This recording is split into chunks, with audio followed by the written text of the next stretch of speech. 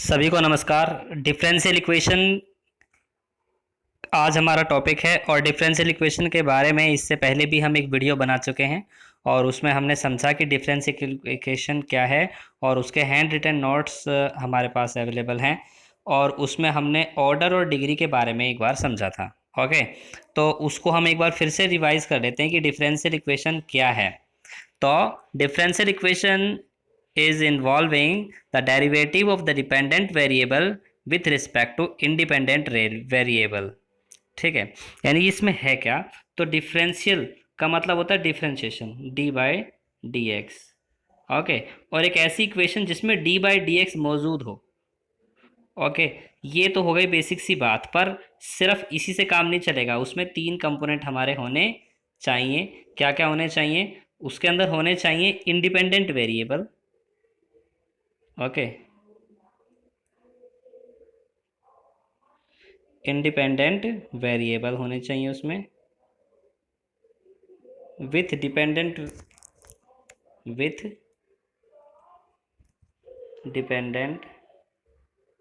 Variable. तो ये तो पहली बात उसमें ज़रूर होनी चाहिए किसी भी डिफरेंशियल इक्वेशन में, जो इंडिपेंडेंट वेरिएबल होने चाहिए। वेरिएबल का मतलब होता है हमारा एक्स और वाई, ये इंडिपेंडेंट होने चाहिए और वो किसके रेस्पेक्ट में? वेरिएबल के डिपेंड में होने चाहिए। एंड ठीक है, साथ साथ दूसरी बात क्या होनी चाहिए? डिफरेंशियल कोफिशिएंट, डिफरेंशियल कोफिशिएंट होने चाहिए। Differential coefficient of dependent variable, of dependent variable. Okay, variable अब with respect to independent variable, इस बात को आपको जरूर ध्यान रखना है, with respect to independent variable.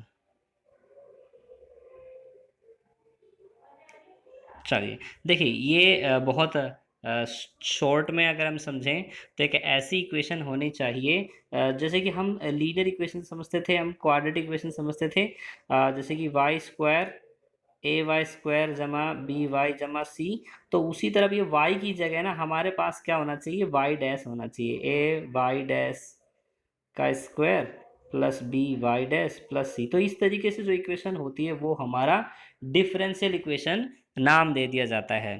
पर पहले और अब में क्या अंतर है कि जो इक्वेशन थे उसके अंदर जीरोस हुआ करते थे, पर इन इक्वेशन में जीरोस के साथ साथ कुछ स्टैंडर्ड टर्म्स होती हैं। वो टर्म्स हमारी है ऑर्डर है, डिग्री है, लीनियर और नॉन लीनियरिटी है।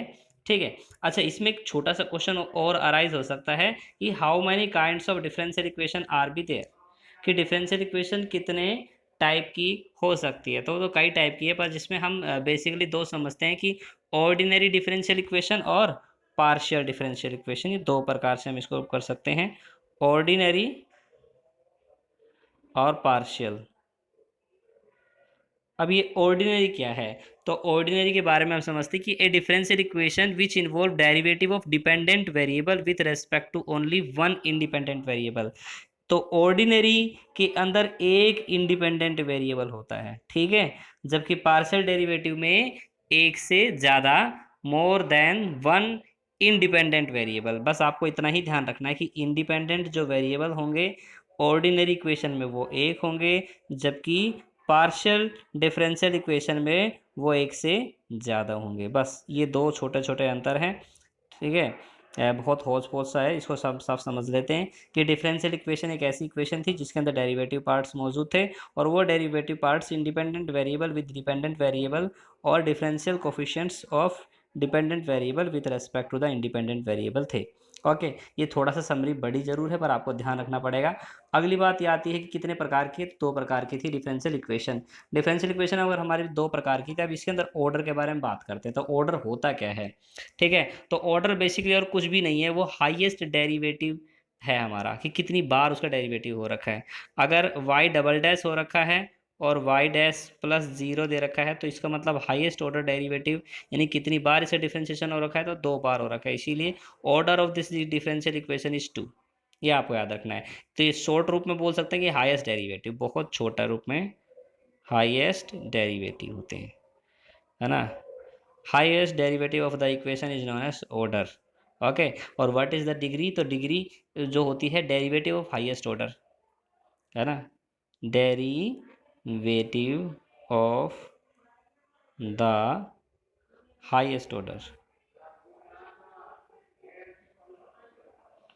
Order in the equation is free of, ठीक है, ये नेगेटिव और पॉजिटिव और फ्रैक्शन से फ्री होना चाहिए। ये बात आपको ध्यान रखनी है कि डिग्री जो है वो नेगेटिव, पॉजिटिव और फ्रैक्शन, ठीक है, यानी कि वो पॉजिटिव ही होना चाहिए, नेगेटिव नहीं होना चाहिए, बेसिक सी बात। दूसरा, वो फ्रैक्शन फ्री होना चाहिए। एग्जाम्पल दे देते हैं हम इसका डिग्री का कि वाई डबल डैश, ओके, इसकी पावर 3 है और वाई डैश की पावर 4 है प्लस 0 है, तो इसका डिग्री क्या होगा? तो हाईएस्ट डेरिवेटिव जो है उसकी जो पावर है ना, उसकी जो घातांक है, that is known as degree of that equation, of the differential equation, that's why their degree is only 3। Okay, तो इस बात का ध्यान रखना, ये 4 इसका आंसर नहीं होने वाला, क्योंकि ये हाईएस्ट ऑर्डर डेरिवेटिव नहीं है। यहाँ तक समझ में आ गया, तो आगे भी समझ में आ जाएगा। सॉल्यूशन क्या है? सॉल्यूशन का मतलब क्या है कि जब हम कोई इक्वेशन सॉल्व करते थे तो उस इक्वेशन में जीरोस निकलते थे, उसी तरह जब हम किसी इक्वेशन, किसी डिफरेंशियल इक्वेशन को सॉल्व करेंगे तो क्या होगा उसमें कि a relation involve the variable with satisfy the given differential equation, यानी कि जब किसी वाई डैश या वाई डबल डैश को जब हम सॉल्व करते हैं या फिर जब हम डिफरेंशियल इक्वेशन को सॉल्व करते हैं तो उससे जो वाई के रूप में जो रिज़ल्ट आता है हमारा, तो वो रिज़ल्ट ही हमारा क्या कहलाता है? उस डिफरेंशियल इक्वेशन का सॉल्यूशन कहलाता है, ठीक है। उसकी वैल्यू को उसमें पुट करने के बाद उसका रिजल्ट भी क्या हो जाना चाहिए? 0 हो जाना चाहिए, यानी कि हम दूसरे शब्दों में बोले कि वो उसके अंदर से क्या होना चाहिए? सेटिस्फाइड करना चाहिए, ठीक है। अगली बात आती है कि एक शब्द है पार्टिकुलर सोल्यूशन, क्या होता है? तो पार्टिकुलर का जैसा कि नाम है कि फिक्स है हमारा, ठीक। तो ये मतलब कोई भी सोल्यूशन जो होते हैं वो हमारे दो प्रकार के होते हैं। एक तो जनरल सोल्यूशन, ठीक है, यानी मैंने इसमें लिखा नहीं, उसको सब समझ लेंगे। एक तो हमारा जनरल होता है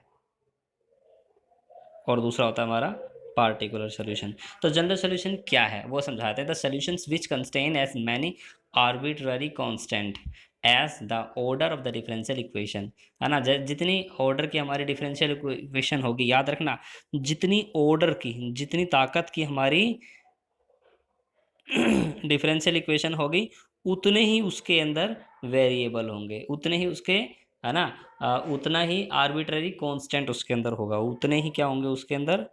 आर्बिट्ररी कांस्टेंट। ओके, और ये क्वेश्चन एग्जाम में ज़रूर आता है कि आर्बिट्ररी कांस्टेंट डिटरमाइन कीजिए। तो वो डिटरमाइन करने के लिए अगर वाई ट्रिपल डैश है तो उसके कितने आर्बिट्ररी सोल्यूशन होंगे? 3 आर्बिट्ररी कांस्टेंट होंगे हमारे, 3 arbitrary constant, A B C, इस तरीके से कोई 3 हमारे कांस्टेंट हो सकते हैं। पर एक पार्टिकुलर सोल्यूशन क्या है? एक ऐसा सोल्यूशन जिसके अंदर आर्बिट्ररी कांस्टेंट ना हो, यानी कि आर्बिट्ररी कांस्टेंट फ्री जो सॉल्यूशन होगा, जिसके अंदर y बराबर ई एक्स, इस तरीके से ही डायरेक्ट रूप आ जाएगा, उसमें ए बी सी डी कोई कांस्टेंट नहीं होगा, उस सॉल्यूशन को हम बोलेंगे particular solution of a differential equation. अब बात करते हैं कि कोई भी सॉल्यूशन, कोई भी इक्वेशन जो है वो लीनियर डिफरेंशियल इक्वेशन या फिर लीनियर इक्वेशन कब कहलाती है, ठीक है। तो ए differential equation is a linear differential equations if it is expressible in the form of successive या फिर प्रोग्रेसिव सीरीज, है ना। जब कोई प्रोग्रेसिव सीरीज के रूप में हमारे पास डिफरेंशियल इक्वेशन होती है, जैसे कि वाई ट्रिपल डैश हो गया प्लस वाई डबल डैश हो गया प्लस वाई डैश हो गया, एंड दैट्स इक्वल टू हमारा समथिंग वैल्यूज कांस्टेंट क्यू के इक्वल हो जाए। ओके, तो इस तरह की जो हमारी इक्वेशन होगी वो हमारी लीनियर डिफरेंशियल इक्वेशन होगी। अब बात करते हैं कि लीनियर के अपोजिट में दूसरा कौन सा होता है, तो वो नॉन लीनियर डिफरेंशियल इक्वेशन हमारी होती है। तो लीनियर और नॉन लीनियर ये दो प्रकार की डिफरेंशियल इक्वेशन है। लीनियर डिफरेंशियल इक्वेशन के अंदर हमें जो काम करना पड़ता है वो होता है इंटीग्रेटिंग फैक्टर, है ना, आई एफ निकालना पड़ता है सोल्यूशन को निकालने के लिए, और आई एफ निकालने के बाद उससे हम अपनी इक्वेशन का सोल्यूशन निकालते हैं, ठीक। इंटीग्रेशन का फैक्टर क्या है, कैसे इसे अप्लाई किया जाता है, कैसे सॉल्व किया जाता है, अब इसको हम समझेंगे और इसकी सहायता से हम अपने क्वेश्चंस को करेंगे, ठीक। ठीक।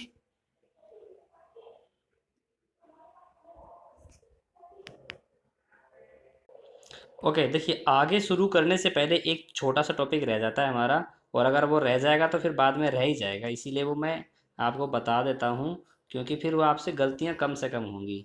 जो डिग्री है, ये डिग्री तब तक ही डिफाइंड होती है जब तक कि हाईएस्ट ऑर्डर डेरिवेटिव के अंदर नॉर्मल काम हो रहा होता है, या फिर डिफरेंशियल डिफरेंशिएशन जो होता है हमारा, वो नॉर्मली आ रहा होता है। पर अगर डिफरेंशियल इक्वेशन हमारा कुछ स्पेशल रूप में आ जाए, कैसे रूप में आ जाए, कुछ इस तरीके से, जैसे कि अगर इस तरह आ जाए वाई डैश डबल डैश, यानी कि दो बार डिफरेंशिएशन प्लस वाई डैश और ई की पावर ऑफ वाई डैश हो, ओके, और plus c equal to zero, तो इस तरीके की कंडीशन के अंदर क्या होगा कि जो डिग्री है ना, वो यहाँ से या ना यहाँ से वो डिफाइन नहीं हो पाएगी, उसको हम एक्सप्लेन नहीं कर पाएंगे, क्योंकि ऐसे केस में हमें सबसे पहले इसको सॉल्व करना पड़ेगा, सॉल्व करने के बाद एक नॉर्मल रूप लाना पड़ेगा, और वो रूप लाने के लिए हम डायरेक्ट अभी कैपेबल नहीं है। हायर क्लासेस के अंदर हो सकता है, पर presently it's not possible, that's why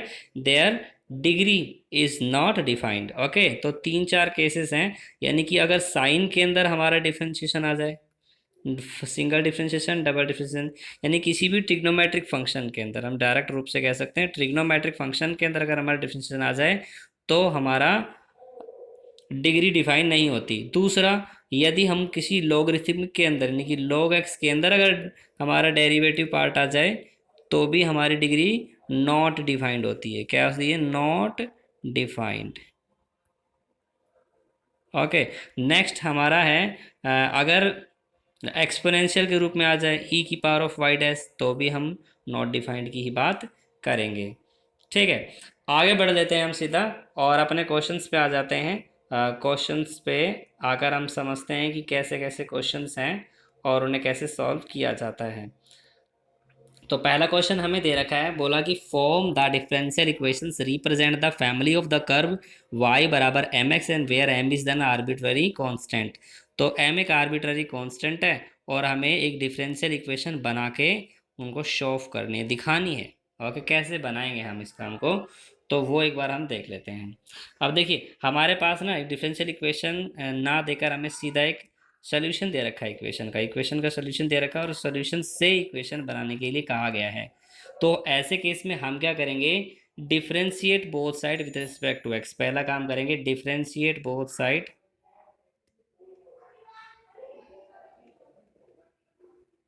ठीक है, विथ रेस्पेक्ट टू एक्स। सबसे पहला काम हो गया। जैसे हम इसमें डिफरेंशिएट करेंगे तो y का जो डिफरेंशिएशन आएगा वो तो y डैश कहलाएगा, y डैश का इन द सेंस कि dy बाई डी एक्स बन जाएगा। ओके, पर जैसे ही हम m का डिफरेंशिएशन करेंगे, वो हमारा कांस्टेंट है, इसीलिए वो वहीं रहेगा m। ओके, यानी कि m कांस्टेंट का डिफरेंशिएशन होना तो चाहिए था, पर m के पीछे जो x है ना, वो अपने ऊपर इस डिफरेंशिएशन को ले लेता है और x का डिफरेंशिएशन हो जाता है, और क्योंकि हम विथ रिस्पेक्ट टू x कर रहे हैं, इसीलिए x का डिफरेंशिएशन कितना हो जाएगा? 1। तो अब हम क्या कर सकते हैं, हम एक इक्वेशन के रूप में दिखा सकते हैं कि d y by d x equal to m. Okay, अब और कैसे रूप में लिख सकते हैं इसको, एक नए रूप में भी हम देख कर लिख सकते हैं। तो हम क्या कर सकते हैं कि हमारे पास है y, है ना, और y बराबर x की फॉर्मेट में है, यानी कि y बराबर हमारा पास आ गया d y by d x equal to हमारे पास m आ गया, यानी कि m की वैल्यू हमारे पास आ गई। ठीक है, तो m की वैल्यू इस इक्वेशन में है, तो m की जगह इसे पुट कर देंगे, तो हमारी एक डिफरेंशियल इक्वेशन बन के तैयार हो जाएगी, y बराबर एम एक्स, और इस x की, इस m की जगह इसकी वैल्यू पुट कर दीजिए, तो और देखिए क्या आता है। तो जैसे हम वैल्यू पुट करेंगे, हमारे पास आ जाएगा d y upon D x into x. Okay, तो यहाँ पर से ये हमारा स्वरूप बन गया। अब इसको और अच्छा रूप कैसे दे सकते हैं? क्रॉस मल्टीप्लाई करके। जैसे हम इसको क्रॉस मल्टीप्लाई करते हैं और आगे बढ़ते हैं, तो हमें क्या मिलता है वो हम आपको बता देते हैं। तो जैसे हम इसमें क्रॉस मल्टीप्लाई करके आगे बढ़ते हैं, तो हमारे पास आ जाता है y upon d y equal to x upon D x. Okay, और इसको और अच्छे रूप में कैसे लिख सकते हैं, इसको चेंज कर सकते हैं इस तरफ लाके, कि यानी कि x d y upon D x equal to y, और वाई को पड़ोस में ले आएंगे तो हमारे पास क्या हो जाएगा, x d y by d x minus y equal to zero, है ना। और इसको और आसान तरीके से क्या लिख सकते हैं, x y dash minus y equal to zero, and that is our differential equations. यही है वो रिक्वायर्ड डिफरेंशियल इक्वेशन भाइयों, जिसके बारे में ये पूछना चाहता था कि ये फैमिली ऑफ द कर्व है ना। आपको याद रखनी है कि ऑर्डर जो होता है ना डिफरेंशियल इक्वेशन का, वो फैमिली ऑफ द कर्व को रिप्रेजेंट करता है। चलिए, इतना आपको थोड़ा थोड़ा समझ में आ रहा है। अब ये पहला एग्जाम्पल है इसलिए ऐसा हुआ है, और अगर दो तीन एग्जाम्पल आपके सामने से होकर चले जाएंगे तो आपको ज़रूर पूरे पूरे समझ में आना शुरू हो जाएगा। चलिए शुरुआत करते हैं अगले क्वेश्चन की। अगला क्वेश्चन कहता है हमें कि form the differential equation of the family of the curve that touching the x axis of the origin. ठीक है, तो ऐसे क्वेश्चन में आपको डायग्राम बहुत ज़रूरी है, बहुत ध्यान से देखना। देखिए कह रहा है कि एक हमारे पास फैमिली ऑफ द कर्व है ना, फैमिली ऑफ द सर्कल है। सर्कल की फैमिली है तो हो सकता है वो इधर सर्कल बन जाए, इधर सर्कल बन जाए, इधर बन जाए, इधर बन जाए, कहीं भी बन सकता है। पर उसने कंडीशन लगा दी। क्या कंडीशन लगा दी कि भैया वो एक्स एक्स को टच करना चाहिए। तो एक्स एक्सिस तो ये लाइन है, तो इसको टच करते हुए हो सकता है वो इधर जाए, इधर जाए, इधर जाए, इधर जाए, कहीं भी बन सकता है। तो हम क्या करते हैं, अपनी बेनिफिट के लिए, अपनी सहूलियत के लिए इसको एक ऐसी सिचुएशन देते हैं जहां हम ज़्यादा से ज़्यादा इसके बेनिफिट्स ले सकें। इसीलिए हम क्या करते हैं, इसको एक जगह से सिर्फ टच करवा देते हैं और यहाँ पर पहुँचा देते हैं। ठीक है, इसकी फॉर्मेशन थोड़ी सी चेंज रहेगी। आपको हल्का सा मामूली सा टच देना है और यहाँ पर आपकी रेडियस हो जाएगी। हो सकता है ये सर्कल और बड़ा हो इससे। Okay, and that's depend on their radius. तो ये हमारा सर्कल कुछ इस तरीके से आ जाएगा। अब देखिए यहाँ पर हमें क्या करना है, हमें इस बात का ध्यान रखना है कि ये सर्कल का जो यहाँ पर जो कंपोनेंट है वो तो जीरो जीरो है, पर जैसे हम इस रेडियस तक पहुँचेंगे तो रेडियस पे कोई ना कोई ए डिस्टेंस ज़रूर होगी। और क्योंकि ये ऊपर वाई एक्स है हमारा और नीचे हमारा एक्स अक्स है, ठीक है, तो वाई अक्स और एक्स अक्स के अकॉर्डिंग इसके जो कोऑर्डिनेट्स होंगे वो ऊपर जाके क्या बन जाएंगे, 0, a बन जाएंगे। ठीक, उसी तरह नीचे वाले के 0 0। अब डिस्टेंस फॉर्मूले के अकॉर्डिंग हमें पता है कि x माइनस ज़ीरो का square plus Y minus A का स्क्वायर इक्वल टू क्या हो जाएगा हमारा, क्योंकि डिस्टेंस तो यहीं तक की थी और डिस्टेंस फार्मूला इसी पे लगा है, इसीलिए ए का होल स्क्वायर हो जाएगा, रूट हट जाएगा, है ना, क्योंकि हमने स्क्वायर कर दिया।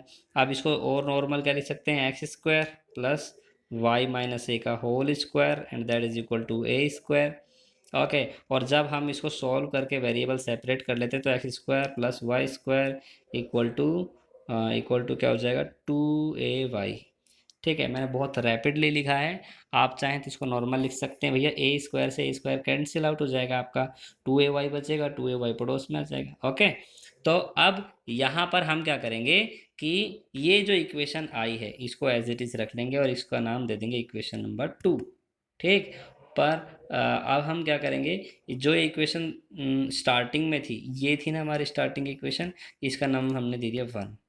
ठीक है, तो इक्वेशन 2 में हम क्या करेंगे, differentiate both side with respect to x. ठीक, तो आप थोड़ा थोड़ा एक पैटर्न समझ रहे होंगे कि डिफरेंशियल इक्वेशन को डिटरमाइन करने के लिए आपको सबसे पहले एक नॉर्मल सॉल्यूशन निकालना होगा या फिर एक इक्वेशन जनरेट करनी होगी जो क्वाड्रेटिक हो सकती है, जो हो सकता है लीनियर हो, है ना, हो सकता है ट्राइनोमियल हो। तो ऐसी इक्वेशन बनाने के बाद आपको उसका डिफरेंशिएशन करना है। पहला काम इक्वेशन बनाना, दूसरा काम डिफरेंशिएशन करना, तीसरा काम वेरिएबल सेपरेट करना। और जैसे ही ये काम 3 हो जाते हैं, 3 चरण के बाद आपकी डिफरेंशियल इक्वेशन बनकर तैयार। ओके, तो चलिए इसका डिफरेंशिएशन करते हैं। Differentiate both side. Okay, differentiate both side with respect to x. और जैसे एक्स के रेस्पेक्ट में हम इसका डिफरेंशिएशन करते हैं तो हमको क्या पाते हैं, हम एक स्पेशल काम पाते हैं भैया। जैसे डिफरेंशिएशन कर देंगे तो एक्स का डिफरेंशिएशन नंबर 2x हो जाएगा। ओके, और वाई स्क्वायर का हो जाएगा 2y d y by d x, और 2ay का क्या हो जाएगा, 2ay डैश, है ना, यानी कि 2a d y upon D x. भैया 2a हमारा कांस्टेंट था इसीलिए उसके ऊपर कोई प्रभाव नहीं पड़ा। तो हमने एक बात तो देखी, सभी में 2 हैं तो दोनों सभी के 2 हम हटा सकते हैं। मैथ्स ये क्वालिटी देता है कि कॉमन लेकिन सभी के 2 को वैनिश किया जा सकता है। अब इनको हम सॉल्व करना चाहते हैं और इनको एक डिफरेंशियल इक्वेशन का रूप देना चाहते हैं। तो ऐसा करने के लिए हमें क्या करना पड़ेगा, जितने भी आर्बिट्रेरी कांस्टेंट हैं उन सभी कांस्टेंट को हटाना पड़ेगा। ये बात हम थोड़ी देर पहले डिस्कस कर रहे थे कि जब भी हम किसी डिफरेंशियल इक्वेशन को बनाएंगे और उस डिफरेंशियल इक्वेशन को पार्टिकुलर सोल्यूशन का नाम देंगे, तो ये तभी पॉसिबल हो पाएगा जब उसके अंदर मौजूद आर्बिट्रेरी कांस्टेंट को पूरी तरह वैनिश कर दिया जाए। और वैनिश करने के लिए बस ज़्यादा कुछ नहीं है, जो पुरानी इक्वेशन है, जो फर्स्ट इक्वेशन है, उसके अंदर की वैल्यू को जो डिफरेंशियल होने के बाद की वैल्यू आती है उसमें पुट करने के बाद आपकी जो इक्वेशन तैयार होती है वो आपकी डिफरेंशियल इक्वेशन कहलाती है।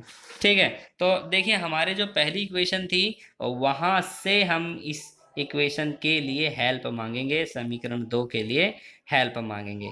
और समीकरण 2 में हम क्या करेंगे, वैल्यू पुट कर देंगे। वैल्यू किस चीज़ की पुट करेंगे, हमारे पास जो बनकर आया था स्टार्टिंग में एक बार देख लीजिए वो क्या आया था, x square plus Y square equal to 2ay, है ना, x square plus Y square equal to 2ay। अब यहाँ पर हम a की वैल्यू पुट कर देंगे। a की वैल्यू कैसे बनाएंगे, इन सभी को इसके पड़ोस में ले जाएंगे, यानी कि d y by d x जैसे पड़ोस में ले जाके और यहाँ पे वैल्यू पुट कर लेंगे। तो वो हम करके देखते हैं अगले पेज में। ठीक है, तो अगले पेज में हम इसको ही करके देख लेते हैं। अब हम क्या करते हैं कि एक्स स्क्वायर वैल्यू पुट कर लेते हैं, X square plus Y square equal to 2y into A था, और ए की जगह अब हम क्या लगा देंगे उसकी वैल्यू। तो वैल्यू कैसे निकालेंगे, वो थी हमारी x plus y into d y by d x, d y by d x, यही था हमारा कंपोनेंट। और इसके डिवाइड में हमारा क्या आ जाएगा, d y by d x. Okay, अब इसको सॉल्व कर लेंगे। देखिए रेक्टिफाई करना, सॉल्यूशन करना तो कंपलसरी है, ऐसा करके आप अपनी सहूलियत को ज़्यादा बढ़ा सकते हैं। ठीक है, d y by d x और कॉमन ले लेंगे हम x square plus Y square, क्योंकि इस पूरे की मल्टीप्लाई इन दोनों से होने वाली है। और यहाँ पर हो जाएगा हमारे पास 2y x plus 2y square d y by d x. ठीक है, तो ये हमारे पास हो गया। और इसको और ज़्यादा कॉम्प्लिकेटेड से और ज़्यादा सिंपलेस्ट बनाने का तरीका क्या हो जाएगा कि यहाँ से जो वाई स्क्वायर वाले जो कॉमन है, sorry d y by d x वाला हिस्सा है उसको इसके पास ले जाएंगे। जैसे इसके पास ले जाएंगे तो d y upon D x, और इसके ब्रैकेट में आ जाएगा x square plus Y square minus, ठीक है, minus 2y square, okay, equal to 2xy। जैसे ही 2y स्क्वायर में से एक वाई स्क्वायर कम करेंगे तो वही होगा जो हम चाहते थे, यानी कि d y by d x equal to x square minus y square equal to 2xy। और ज़्यादा ईजीएस्ट के रूप में क्या देख सकते हैं हम कि d y by d x equal to 2xy divided by x square. अच्छा, प्लस की जगह हम क्या लगाएंगे, माइनस लगाएंगे वाई स्क्वायर। ठीक है, तो ये जो स्वरूप अब आ गया हमारा, ये एक डिफरेंशियल इक्वेशन का फॉर्म है। और ये जो डिफरेंशियल इक्वेशन है ना, यही डिफरेंशियल इक्वेशन हमें चाहिए थी। तो ये रिक्वायर्ड सोल्यूशन हो गया। अब हम बात कर लेते हैं एक बार मेथड, है ना, नए मेथड की, कि method of solving the first order first degree. ठीक है, देखिए अभी तक हम जो सीख रहे हैं ना, वो हम क्या बनाना सीख रहे हैं, इक्वेशन बनाना सीख रहे हैं। किसी भी डिफरेंशियल इक्वेशन को बनाने के लिए हमने उसके सोल्यूशन का यूज़ किया, सोल्यूशन का यूज़ करके ही हमने इक्वेशन बना दी। ठीक है, पर अब हम बात कर लेते हैं कि मेथड, है ना, तो method of solving the first order and first degree differential equation, तो वो क्या है, वेरिएबल सेपरेशन। आप जब भी आपको कोई भी डिफरेंशियल इक्वेशन दे रखी हो और उसे हल करना हो, तो उसका जो सबसे सर्वोत्तम विधि, जो सबसे ईजीएस्ट विधि, वो है वेरिएबल सेपरेशन मेथड। तो आप देख लेते हैं कि वेरिएबल सेपरेशन मेथड में होता क्या है और सवाल किस प्रकार के होते हैं। इसमें बोला कि भैया find the general solution of the equation, है ना, हमें इक्वेशन का जनरल सोल्यूशन डिटरमाइन करना है।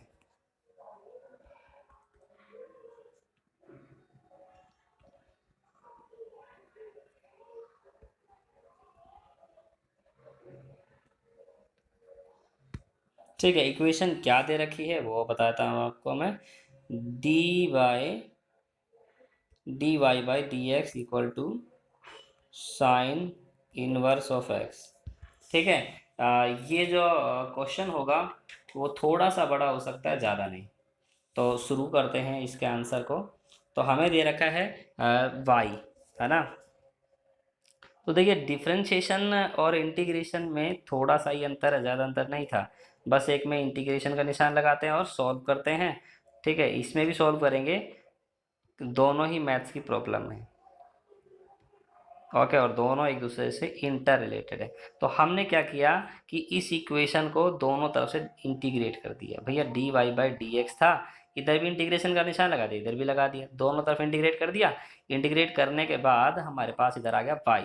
और जब इसको सॉल्व करेंगे तो यहाँ पर हम क्या लगा देंगे, पार्शियल फ्रैक्शन लगा देंगे। पार्शियल फ्रैक्शन के अकॉर्डिंग पहले साइन इनवर्स एक्स हमारा बाहर आ जाएगा और एक का डिफ्रेंशिएशन हो जाएगा। ठीक है, ये एक होता है, ये रूल होता है आइलेटेक, ILATE, inverse logarithmic algebraic trigonometric और एक्सपोनेंशियल। ठीक है, तो आइलेट के अकॉर्डिंग हम इसमें वैल्यू पुट करेंगे और वैल्यू पुट करते समय हमें ध्यान रखना पड़ेगा कि वन का डिफरेंशिएशन और फिर माइनस का निशान, integration D by d x sine inverse of x. Okay, और उसके बाद integration of x D x और इस पूरे का भी डी एक्स। तो यहाँ करने के बाद जब हम इसे सॉल्व करते हैं तो हमारे पास क्या आ जाता है, हमारे पास आता है वाई बराबर sine inverse x dot x minus integration one by under root one minus x square. ठीक है, into x into t x. Okay, और अब इसको आगे सॉल्व कर लेते हैं। तो सॉल्व करेंगे तो हमारे पास क्या आ जाएगा, सॉल्व करने के बाद देखिए हम इसको इंटीग्रेशन में सॉल्व जैसे ही करेंगे हम क्या कर लेंगे, इसको सॉल्व करने के लिए वन माइनस एक्स स्क्वायर को टी मान लेंगे। जैसे इसको टी मानेंगे और सॉल्व करेंगे आगे तो हम क्या पाते हैं, ठीक है, हम जो पाते हैं वो बताते हैं अब आपको कि d by d x of one minus x square equal to d T upon D x, कुछ इस तरीके से आ जाएगा। और जैसे ही ये स्वरूप हमारे पास आ गया, इस स्वरूप के बाद अब हम अपनी वैल्यू पुट करना स्टार्ट कर देंगे। ओके, कैसे करेंगे, जैसे इसका डिफरेंशिएशन करेंगे तो एक का डिफरेंशिएशन जीरो हो जाएगा, एक्स स्क्वायर का डिफरेंशिएशन करेंगे तो वो माइनस का 2x हो जाएगा। ओके, और ये हमारा D T upon D X, basically ये x है। तो जैसे ही D T upon D X आ जाएगा हम क्या करेंगे, यहाँ से इसको ट्रांसफ़र करना स्टार्ट कर देंगे। तो x इक्वल टू, है ना, सॉरी हमें तो y निकालना है पर कोई बात नहीं, t के अंदर वैल्यू पुट करेंगे तभी y निकलेगी। x d x equal to minus one upon two d t. ठीक, अब जैसा ये करा हमने, यहाँ से हम क्या कर लेंगे, अपने वैल्यू को पुट कर देंगे। और वैल्यू पुट करने के बाद जो वैल्यू आ जाएगी वो आ जाएगी हमारे पास y बराबर x sine inverse of x plus integration one by two root of t d t. और इक्वेशन को आगे फर्दर सॉल्व करेंगे तो y बराबर हो जाएगा हमारे पास X sine inverse of x plus one by two integration T की power minus half D T. जैसे ही इस वैल्यू को सॉल्व करेंगे हमारे पास आगे क्या आ जाएगा, y बराबर x sine inverse of x plus one upon two T की power half upon one upon two plus C. अब ये t की वैल्यू को और हम रख देंगे तो हमारे पास क्या आ जाएगा, y बराबर x sine inverse of x plus, ठीक है, t की जैसी वैल्यू सॉल्व करेंगे हमारे पास जो जो आएगा वो आपको दिखा देता हूँ। t की पावर हाफ है, हाफ की वजह से अंडर रूट हो जाएगा वन माइनस एक्स स्क्वायर और वन अपॉन टू से ये टू कैंसिल हो जाएगा प्लस में c। तो ये हमारा रिक्वायर्ड क्या है, solution of the differential equation है। ठीक, तो उम्मीद है कि आपको ये समझ में आए होंगे। ओके, और इस तरीके से जो भी क्वेश्चन बने आप प्रयास करें उन्हें स्वयं करने के लिए। Thank you.